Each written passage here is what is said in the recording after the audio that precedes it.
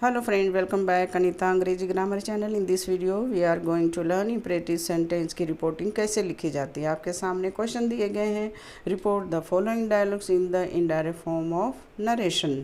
तो सबसे पहले हिंदी के वाक्य से हम पहचानेंगे कि इम्परेटिव सेंटेंस किस प्रकार का होता है। यहाँ विद्यार्थी और टीचर आपस में बातें करते हुए यहाँ विद्यार्थी टीचर से कहता है, गुड मॉर्निंग सर, कृपया ये मिठाइयाँ ले लीजिए। टीचर सवाल पूछते हैं, कुछ खास है क्या? फिर सवाल का जवाब देते हुए विद्यार्थी कहता है, आज मेरा जन्मदिन है सर। फिर जन्मदिन के अवसर पर टीचर आशीर्वाद देते हुए कहते हैं, तुम्हें लंबी ज़िंदगी का आशीर्वाद मिले मेरे बच्चे। तो आपने देख लिया इम्परेटिव सेंटेंस हिंदी में किस प्रकार के होते हैं और डायलॉग किस प्रकार के होते हैं, और इसे हमें इंग्लिश में कन्वर्ट करना है, और वो भी इनडायरेक्ट फॉर्म ऑफ नरेशन की रिपोर्ट कैसे लिखी जाती है उसे मैं डिटेल से समझाऊंगी। रूल को भी बताऊंगी कि क्या क्या चेंजेस किए जाते हैं जब डायलॉग डायरेक्ट स्पीच के फॉर्म में हो, तो इनडायरेक्ट फॉर्म में हम कैसे रिपोर्ट लिखेंगे। तो आइए आगे बढ़ते हैं इंग्लिश में रिपोर्ट लिखने के लिए, वो भी इनडायरेक्ट फॉर्म ऑफ नरेशन बाद है। तो इस तरह से teacher said to student, student said to teacher. अब यहाँ डायलॉग है इसलिए यहाँ टू पार्ट में हैं, रिपोर्टिंग वर्ब और रिपोर्टेड स्पीच। रिपोर्टिंग वर्ब में केवल सब्जेक्ट है और वर्ब के बाद जो ऑब्जेक्ट यूज़ किया जाता है वो नहीं है। लेकिन यहाँ जो भी बातें हुए हैं, रिपोर्टेड स्पीच यानी सेंटेंस है, उसके अनुसार हमें वर्ब यूज़ करना होता है सब्जेक्ट के बाद, और ऑब्जेक्ट यूज़ किया जाता है कि कौन किससे क्या कहा है, विश किया या रिक्वेस्ट किया। तो आइए इनडायरेक्ट फॉर्म में हम रिपोर्ट लिखते हैं। जैसे स्टूडेंट ने विश करते हुए गुड मॉर्निंग कहा, इसलिए यहाँ लिखेंगे student wished the teacher and requested. यहाँ रिक्वेस्ट करते हुए स्टूडेंट ने टीचर को कहा to take those sweet and requested. यहाँ ध्यान देना है, विश्ड भी किया, उसके बाद रिक्वेस्टेड हिम टू टेक। यहाँ देखिए प्लीज़ को इनडायरेक्ट फॉर्म में नहीं लिखा जाता है और कंजक्शन वर्ड टू यूज़ किया जाता है। इस तरह से यहाँ टेक वर्ब का फर्स्ट फॉर्म है, उसके पहले टू यूज़ करना है, टू टेक यानी इन्फिनिटिव वर्ब में आपको लिखना है। इसलिए यहाँ him to take those, these का दोज स्वीट्स। देन टीचर ने सवाल पूछा, इसलिए यहाँ the teacher asked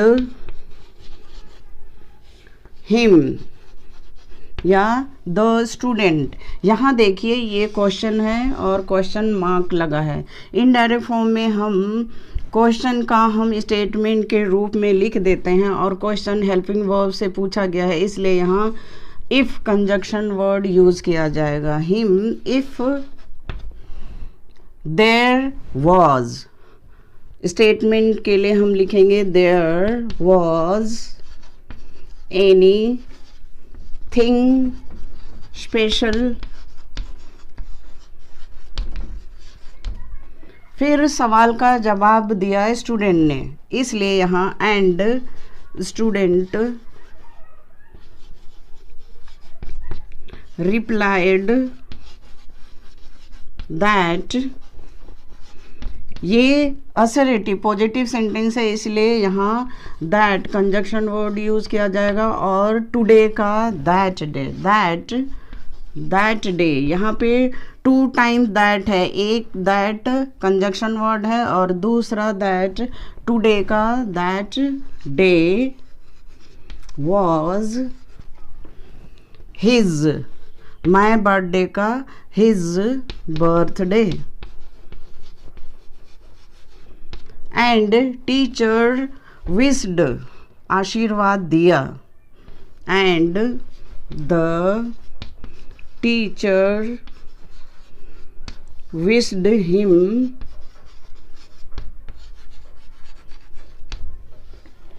may you का ही हो जाएगा, मे का पास्ट टेंस माइट।